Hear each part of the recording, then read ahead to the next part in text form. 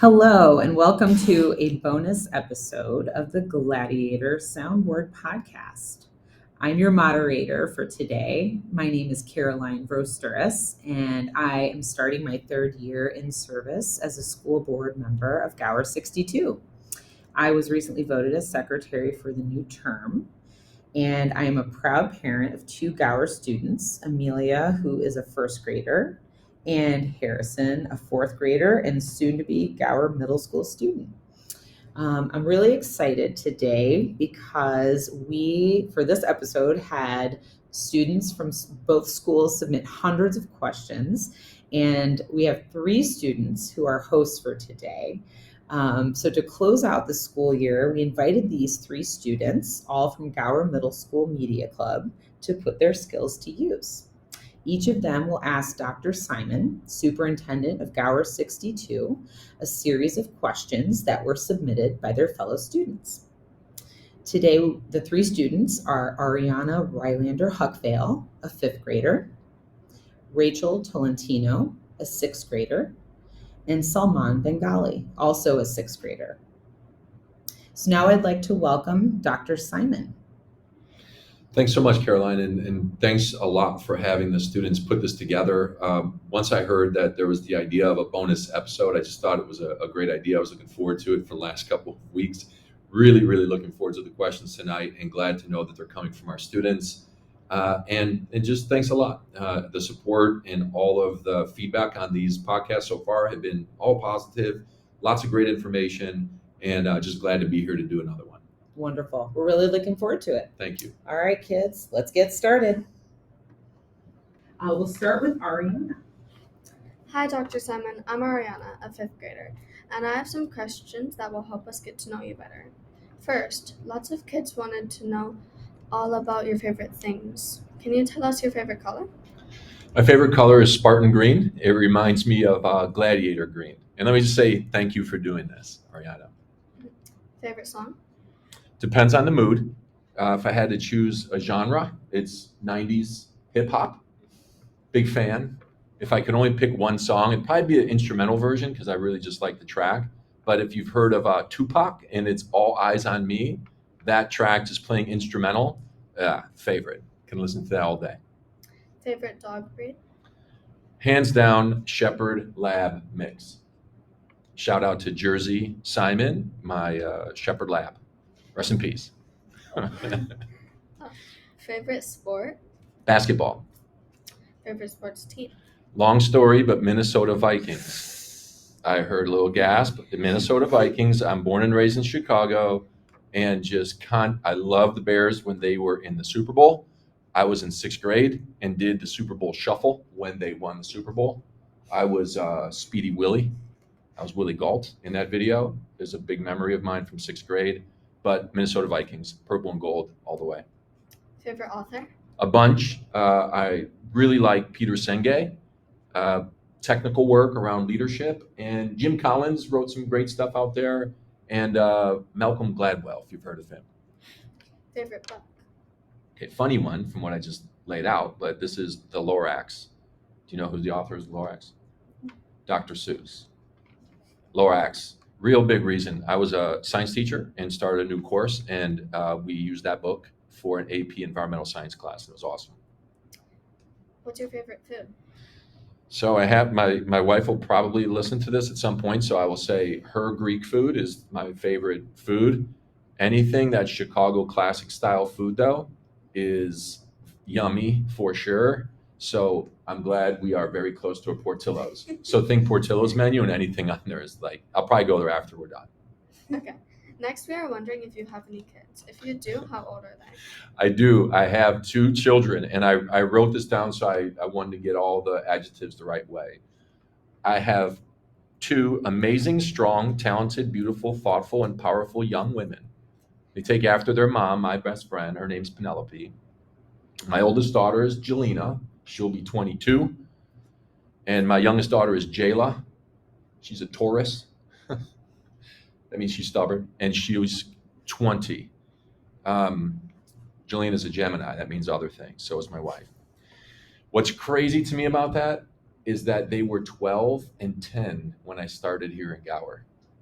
So they would have been in what grades? I mean, like middle school, right? Yeah. That's crazy to me. And now they're 22 and 20. It's crazy. Yeah. Thank you. It's a great question. Finally, we want to know a few more things about how you became a superintendent. All right. What other jobs have you had before this one? All right. I was a landscaper. I was a sewer contractor, putting like pipes in the ground all through college. And then right after I got out of college, when I was doing student teaching, I still had that job. I was a high school teacher, science teacher. I was a department chair, and I became a science curriculum specialist. I was a principal, and then I was a chief of schools, which is a certain title in Chicago. And right now, I'm a superintendent, but I'm also a professor and an executive consultant as well. So two more fun jobs that I get to do part-time, especially professor. It's a lot of fun. I love being a teacher still. Why did you become a superintendent? I tell a lot of people this. I see leadership as sort of like gravity.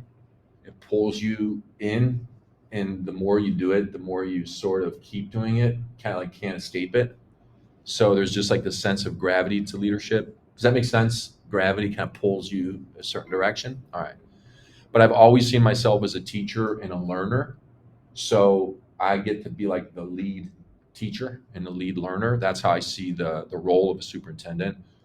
But I always like to peek around corners and think ahead and think about the future. That's exciting to me. But I also like to plan now for what's coming in the future.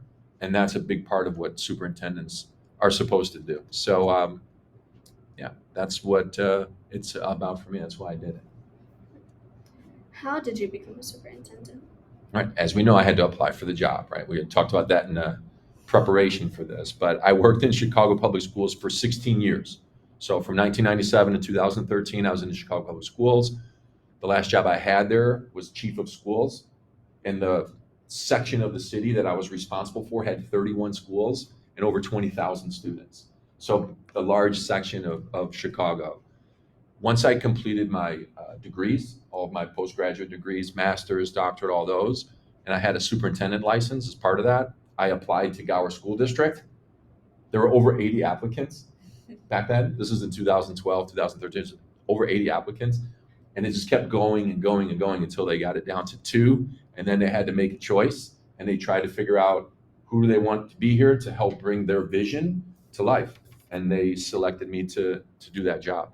So that's how I got here. And the last one for me, how long have you been here? This is year 10, 10 years here as superintendent in Gower. 10 happy, fun, proud years. A lot of fun here. That's great. Thank Thank you, you. Arianna. Those were all great questions. And thanks so much for representing your fellow classmates. Up next is 6th grader Rachel Tolentino. Rachel, take it away. Hi, Dr. Simon. Hi. I have questions about your job and all about what you do every day. Okay, good. My first question is, what is an average day like a superintendent? Okay, it's a really, really good question. And the answer is there really isn't an average day. I have to just say that. There isn't an average day. Everything changes every day. I just really don't know what it's going to be. I have a general idea of what the day should be, but things come up all different types of ways. So we have over 950 students in the district, over 500 families, and they all have, there's a lot, and they all have different issues and concerns and questions. So all of those things get dealt with different times of the day, different days of the week, and all that kind of thing. So just know that it changes a lot. But basically, the day starts with making sure that the bus drivers are here and the bus drivers get going to pick up students. That has to happen. And that happens early, right? You know that. And then we have to know that the buildings can be open. Like I have to know that the buildings are safe for students and staff to be in. So there's a lot of trust in all of those things happening. So I have to make sure that that's the case. And then from there, I really put a lot of trust into 2 super, super, super important people, our principals, who make sure that all of our staff are here to do what has to happen for the day. So really the big part of the job is about the relationships that I have with all those folks that I mentioned, and a lot of the trust that's involved in what they do to make sure that we like to say short, like to keep it really short, we say we keep the lights on. Like obviously if the lights are on, something must be happening. So we really want to make sure that the lights are on. But there's a lot that goes with that, and it points in a certain direction to make sure you are having a great experience here as students. So that's day to day. Okay, my next question: how often do you go to each school? This is an important question. I really try to go to each school every single day. That's typical. And I told you in the last section, I've been here for 10 years. This last year has been difficult in the sense that I don't have an office. If you know, they knocked down the office and converted it into classrooms. So I'm a little bit in both places, kind of like this room, we're in a conference room. If it's not being used, I might be in here. Sometimes where we have a room called the receiving room, where we get packages delivered, I might be in there. So I could just borrow different spaces. I really don't have an office here at Gower Middle.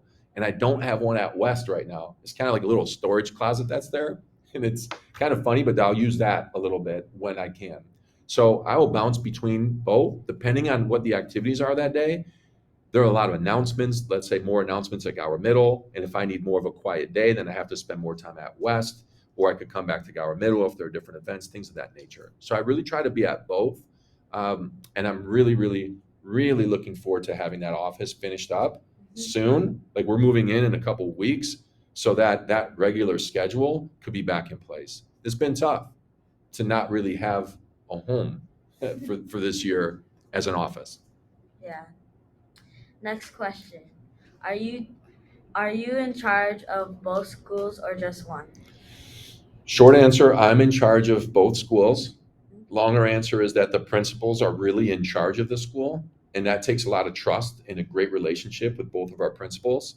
So they're in charge of the school, but think of it as like a team, right? Like I'm more the coach of the team, but I could play if I had to. But it's the idea of them being in charge, but ultimately in the end, the superintendent's in charge of both. I don't know if you've ever heard the phrase teamwork makes the dream work. Thank you. That's what we say here. And a lot of times you'll hear one member of the team say, go team. So anytime somebody picks up and helps the other people on the team, the principals, the assistant superintendent, myself, the finance director, when we help each other, we usually will say, go team, because we know it's a team effort. Okay, moving on to the next one. What do you like most about your job? Impacting the future. I said earlier, I'd really like to be able to peek around corners and start to prepare for what that might look like. And to be able to do that is really special. I mean, it's a privilege to be in the position that has that sort of level of responsibility to be able to bring those kinds of visions to reality. So when we started to dream up the Gower West edition, I wasn't here for the Gower Middle edition. I started here in 2013 and 14. So that school year, we were just finishing building it. Wasn't part of dreaming that one up. So here, the community helped dream up that addition at Gower West. So to see that come into reality, it is great. In the same way we do things in the classroom, we want to change things a certain way. We get to do that moving into the future. And all the time, we're trying to find out what's best for you all as students and what our parents want from our community as well. So, it's said a lot of times, the phrase, it takes a village. And I think about that a lot, that our community of Gower is a really, really, really strong village. A lot of support, a lot of collaboration and cooperation. So that's the best part for sure. Yeah. Next one. If you could get rid of one part, what would it be? I thought that might be the next question. So I'll just start by saying, yikes. Like, so I only get one thing, right? Yeah. Only one. Okay. So I'm going to loop them together. All right. This is what I would want to not be in the job: negativity, comparison, and assumption. Like each of those things are such energy suckers. They're really, really tough to deal with. So negativity, comparison, and assumption, those are really, really challenging. So I say to people when they find out I'm a superintendent that they're not part of Gower, they just find out casually. I joke around and I'll just say, so my job, like I like to do my job, like I will work with the students for free. So I pretend like The work I do like this right now, like this is free. I work for students for free. I get paid to work with adults. If that makes any sense. It will. Thank you. That's a great question.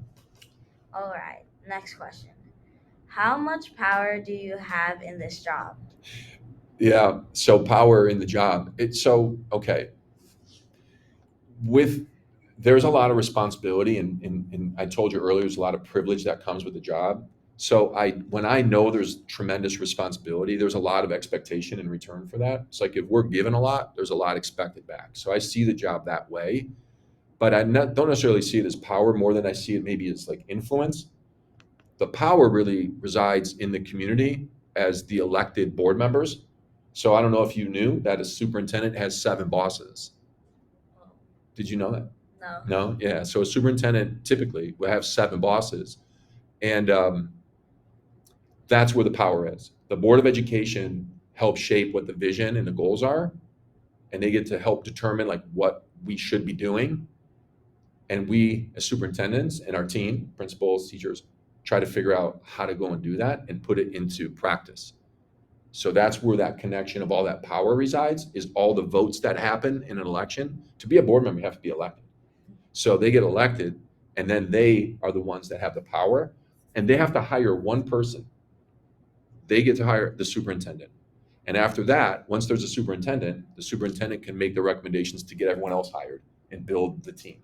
So that's where the power is. I have a lot of influence in the relationships and the trust, and all that matters, but it's more about the Board of Education.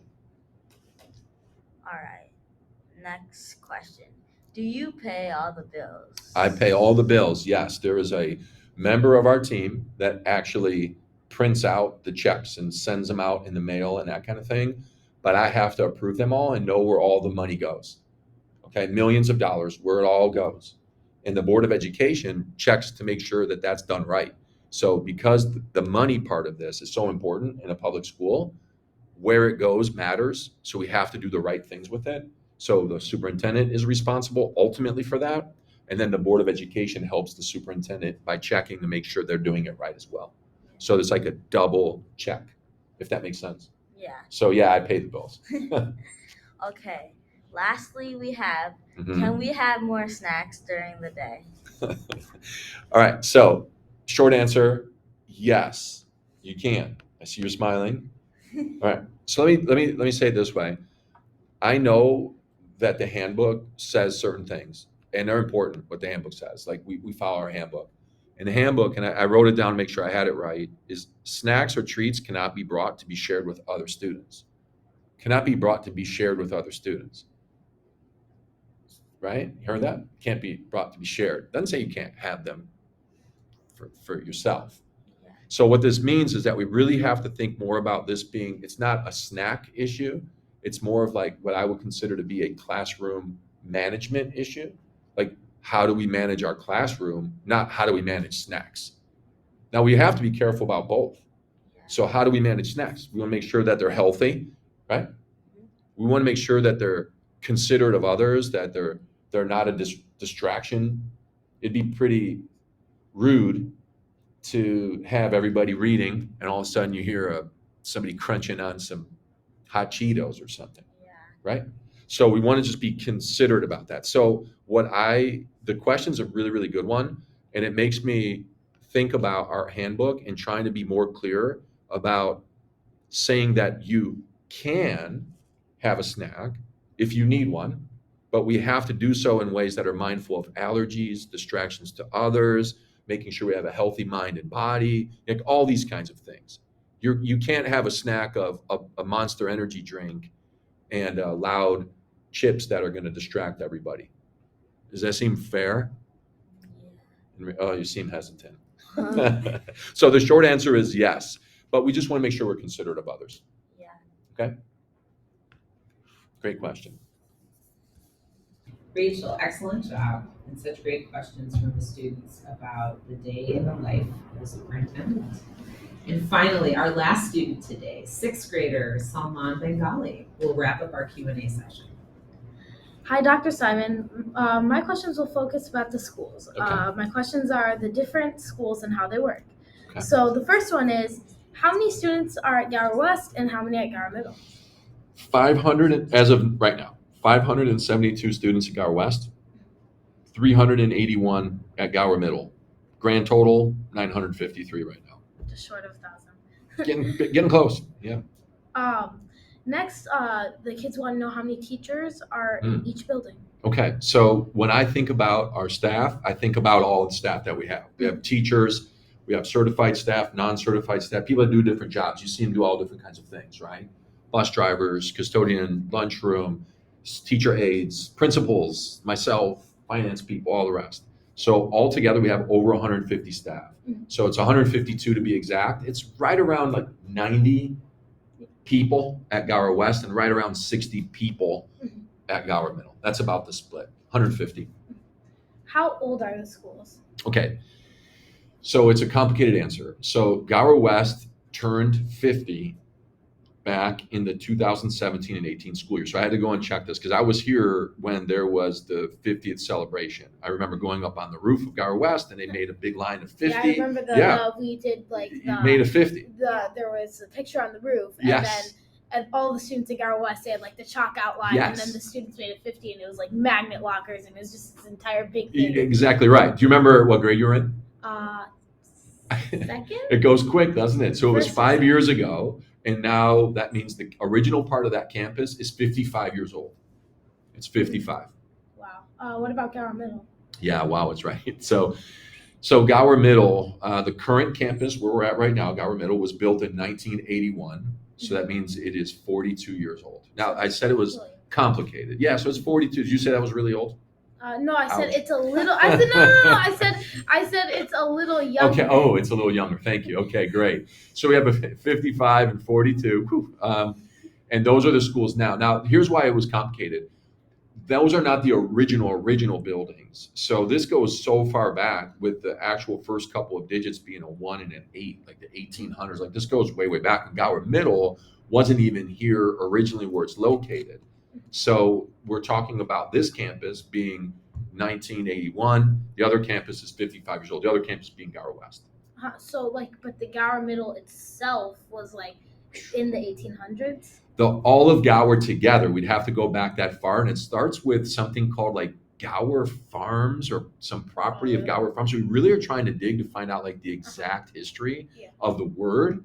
But there was at once upon a time before like Willowbrook existed, there was a Gower farm. And then it became Gower schools. So the pretty clear connection must be that somebody that bought the land for public schools bought it from somebody named Gower, is what we think. So it goes way, way back. So kind of a branch off of that. It was essentially named after the original landowner. It sure seems that way, which is pretty common. There's a lot of towns and communities that are named that way. So why is it called Gower West when there's no Gower East, South, or North? I thought that too. I first became the superintendent here. Okay, first of all, it just kind of rolls off the tongue. It's Gower West, like everybody knows that, right? Like you went to Gower West, everyone knows it's Gower West. But And there's then, also like there's no Gower North. Used to it. Yeah, like what the heck, right? So let's do the full name. It's Gower West Elementary School. It could have just been called Gower Elementary School, and that would be totally fine. So there's this. If we know that the original campus was somewhere about where Gower West exists right now, like this original farm way, way, way, way back. And then another school was built. When that other school was built, it was built east of where the original Gower was. So instead of saying this is the new one called Gower East, that just became Gower Middle. And the other one was like, well, we might as well call that Gower West because it's west of the second school that they built. So that's essentially what happened. So it is west of that second school. But the other one's just not called, where you're at now is not Gower East, and it's Gower Middle, just to be clear that that's a different kind of school. So it's just called Gower Middle because it's Gower Middle School, or You it's got it called right. Gower Middle because it was in the middle relative to the entire campus? That's a really, really good question. There was, to my understanding, there was never a third campus. If there was, we'd have to imagine it would be closer to the lake, Michigan, because it would be further east, which would make this thing Gower in the middle. We don't call it Gower in the middle. It's just Gower Middle School. So I don't think there was ever a third campus. That's a great insight. I've never thought about it that way. So Gower West got a new addition. Why didn't Gower Middle? And when will West be finished? All right. So let's start with the Gower Middle. Gower Middle did get an addition, Mhm. and it got an addition in 2012. So But that's not new, is it's it? pretty new to a building, right? So that's what we think about. Now, here's the other part. It's a really great question and a great, even better follow-up. So we had an addition in 2012, Mhm. and that's a new gym. And we got a couple other areas that we built out. But just in the last couple of years, I don't know if you've noticed, so fifth grader, a couple years ago, no, sixth grader might have noticed, seventh grade might notice the new hallway in the fifth grade hallway. It's a new floor. All the classrooms have new floors, new furniture. So those are upgrades. It's not necessarily an addition, but we're always upgrading the campuses. So it's like we're constantly doing things to each of the campuses and trying to do so equally. So 10 years ago, 2012-ish is when Gower Middle addition happened. So now fast forward 10, 11 years later, now we're doing the Gower West addition. So within a 10-year span, both schools get these pretty significant sized gyms and additions. So are there any plans to fix up or put something new in the big field behind Gower Middle?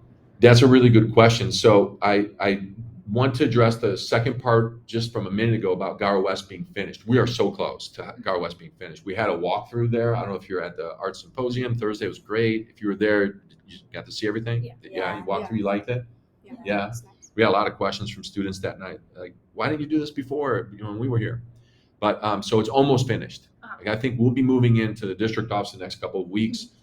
June 2nd is the last day of school. That's where you're supposed to clap. But we know that right after is when the parking lot is going to happen. So we're really, really close to Gower West being finished. Now, the big field behind Gower Middle, it's nice. We have two big fields. There's one here at Middle, and there'll still be the giant field over at West. So at Middle, there are plans to put a sort of jogging track around the perimeter. So we don't have to go to Harvester. Yes, there it goes. Now, it might not be big enough to do, you have to do multiple laps to do a mile, so it won't be like an official track, but we want it to be wide enough that when you go and do loops and walk outside or jog for PE, that would be a nice addition to that field. And for our community, we have a lot of walkers in our community. So if there's a way that they could get to that path and use that loop a few times, that'd be great. So that's what we think about Gower Middle. Gower West, there's some pretty creative ideas that we're thinking about. Willowbrook is where Gower West is located. Right where we're at now is Burr Ridge, of course. So the Willowbrook Park District is always looking for new parks. So we might think about having a new park put at Gower West in the far, far corner, possibly. So that would be neat. And I also had this sort of idea of it might be neat to have our own dog park on the campus that could be fenced in, safe, and really only used for individuals that have a relationship with us. So for instance, imagine a parking garage that you could buy a pass and get so many swipes to go in and take your dog into a little dog park. That'd be kind of neat, wouldn't it? Yeah, I'm sure the community would appreciate I think that. they would too. Thanks for that. So will there be any new clubs at Gower Middle, like a fencing team or an orchestra? And I guess that goes for Gower West too. Right. It's so fencing and orchestra are both really interesting choices in the question. So I'm thinking you might have an interest in one or both of those. I wanted to. So I'm in band now, but I was hoping there'd be an orchestra because my mom played violin. So I was hoping maybe I would be able to try violin. I see. Okay, so let me answer it this way about clubs. We promote having new creative clubs at both of our schools. So at Gower West, for instance, this year was a new service club for Gower West. It was the first year they did that. It was great. They had a really, really good time doing it. So having something like a new club is easy to get into place. You have to have a couple of ingredients. The ingredients are interest from students. Doesn't say how many, just interest from students. But you also have to have a sponsoring teacher, which is also maybe not that hard to get either, not that difficult to achieve. So if you have interest in a club, you bring it to a sponsoring teacher, ask them, hey, would you be interested in sponsoring a fencing club, for instance? See what they say, see what kind of support there is. If other students want to do it, we work. If they can't find a teacher right away, we try to encourage someone to do it. And that's the beginning of a club. And we try it and see if we have interest. If it continues, great, let's give it a shot. Now, fencing would be a club. I see that one certainly as a club. Orchestra could potentially be a club, but orchestra seems more involved and complicated and more like a class. And that was going to be the point I made, is that it would require most likely a schedule change of some kind, which isn't out of the realm of possibility. It's just bigger than a club. Yeah. So there's kind of a two-part question. New clubs, yes, we can do them. Interest, have a teacher sponsor, let's go. New class, that's a bit more involved. Conversations with the principal, Board of Education, how do we want to schedule it? Can we do it? Can we afford it? And so on and so forth. So that's how that would work. Yeah, so while on the topic of schedules, All right. Someone was wondering, why at Gower Middle do we rotate specials rather than picking one for the whole school year? Yeah, so this is the reality of Gower as a community. Most of our students will have quite a bit more schooling in their future. They'll have quite a bit more schooling in their future. It's the reality. And middle school is all about figuring out who you are and exploring just sort of the middle school ages, which are interesting to say the least and difficult. Yeah, they can be. So instead of picking one, having exposure to multiple courses and interests is what the reason is. So we rotate through these different courses so you get sort of like a little dose of every topic, and then decide over time where your interest lies, and imagine that starts to get more and more sharp and focused. High school, interests get more sharp and focused. College, interests get more sharp and focused, we hope. And then from there, career. So that's the idea, is really just, we say it's like maximizing the exposure and really trying to get everybody some variety of what's there. Now, as school leaders, media clubs, student council, things like that, if there are interests of a sort of an elective that you're thinking about, kind of like that orchestra we talked about, there could be the possibility of trying different electives. We don't have to always do the same electives that we do. It's difficult to change them, but we can have options if we wanted to explore them. So that's why we do it that way. And then one of the last questions, why did Gower Middle start the houses? Yeah, the houses were started, this is the whole point here, is to have 5th through 8th grade school spirit and unity, to have some connection from 5th, 6th, 7th to 8th grade. That's the idea of having it. So it's supposed to promote leadership, some mentorship, a little bit of fun, some healthy competition in a way that could be fun, and just a way to bond grades that are at different levels. So 5th grade, 6th grade, 7th, and 8th grade somehow bonded to each other. That's the idea. Okay. And lastly, a question that I think everyone has been wondering for a while. Okay. Where did the baby geese go? Okay, the baby geese.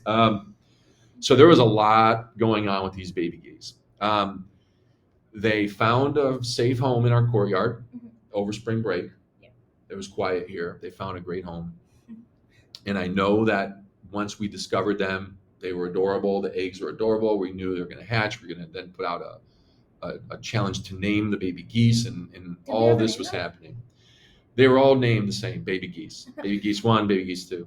So we knew we might have an issue because it would take a long time for them to fly out of the courtyard on their own. And it was a concern. And there was some conversation about, let's see if we can just raise them and then keep them forever. Yes. Let's raise them and lead them out in a marching band order to just go outside. And of course, they would all follow us. And then the third option was, I just picked up the phone and called the Illinois Department of Natural Resources and was very persistent about showing them what our courtyard looked like and the resources in it for these geese. And their concern became more dire for the baby geese. Like, this isn't the right habitat for them. They won't have the right amount of food. Mom and dad geese can only go out and forage so much food and bring it back. They need to have it there. And it needs to be natural food supply and a good body of water. So we talked about, let's build a pool. Not big enough. So with their permission, with the permission of the Illinois Department of Resources, we came and led the baby geese out. They did follow us out. Oh, really? Yeah, they followed us right out to the side of the building. Mom flew away and went up on a roof, saw what we were doing, honking at us a little bit. Dad honking at us a little bit. They landed right next to the babies, hissed at us a little bit, got all together as a family, and walked straight toward the busy street. Now, this story ends well, so don't worry. They go to the busy street. They get across traffic, totally safe and sound. They cross the street. They get into the grass. You see mom and dad honking and looking around a little bit, and they start walking and marching all together, the whole family, south. They start walking south, away from us. And guess what? A few buildings south, if you go that way, you know what's there? A small pond. That's where they were headed. They didn't stay there long. That's where I lost track of them. They got that direction, headed to the pond, loving life. And I think at this point, they're probably big enough to look like, mom and dad are getting probably pretty close. And so they're good. They went where they wanted to go, put it that way. So happy ending to the geese story for sure. I know we had interviewed them at one point. It doesn't surprise me. Yeah. So we're happy that they're all together and ended up in a pond nearby. All right. Thank you. Well, thank you all. Kids, thank you so much for your time and your efforts today. And Dr. Salmaan, we hope you had fun. I had a lot of fun. I learned a lot. Yeah. That's great. And do you have any closing remarks, since this is actually our last episode of the 5 episode? We thought 4 episode, but this was a bonus. Such a fun episode. Yeah. Just any closing remarks about your first season of the Gladiator Soundboard podcast? Yeah. So closing remarks. First of all, 2022-23 school year has been just a really great year. This is being recorded just moments before we're finalized, just moments before the community update will be sent out at 5 o'clock. And you'll see that we talk about a lot of the celebrations. So the whole year has been a lot of fun and exciting. It's been really about growth and development in the sense that the campus grew and we have grown. A little bit of a larger student population and now even a larger campus. So it's really been about that. And another form of that growth and development, I think, is really something like this podcast. I spent a lot of time writing community updates and sending out reports and all these kinds of things, and they can be helpful. But this has been a platform for people to access information readily. It can be archived and is archived on the Gower Foundation website, which I appreciate the foundation's support and their idea of doing this, and really having the courage to try something different, trusting the process throughout, and really getting the questions from families, which were a lot, and brought them together in a way that made a lot of sense. I think each episode told a story, and I'm really glad we did them. I've had a number of conversations with families since we started this and referenced the fact that we do these and that they can listen to them and they can learn a lot. So it's been a lot of fun. I hope we continue to do it. I'm looking forward to doing more of them. And to have a bonus one with students here, I thought was just a really, really, really smart and great idea. The questions were excellent. Just for everyone to know, there are a bunch of questions that came from a bunch of students, and this is what we went with. And I think you did a great, great job. Kids, thank you so much for your time and efforts today.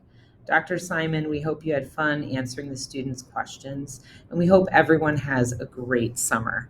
And as Dr. Salmaan mentioned, the community update goes out tonight. And after listening to this podcast, I also highly encourage everyone to watch the linked video about adaptability, the incredible PE program at Gower West.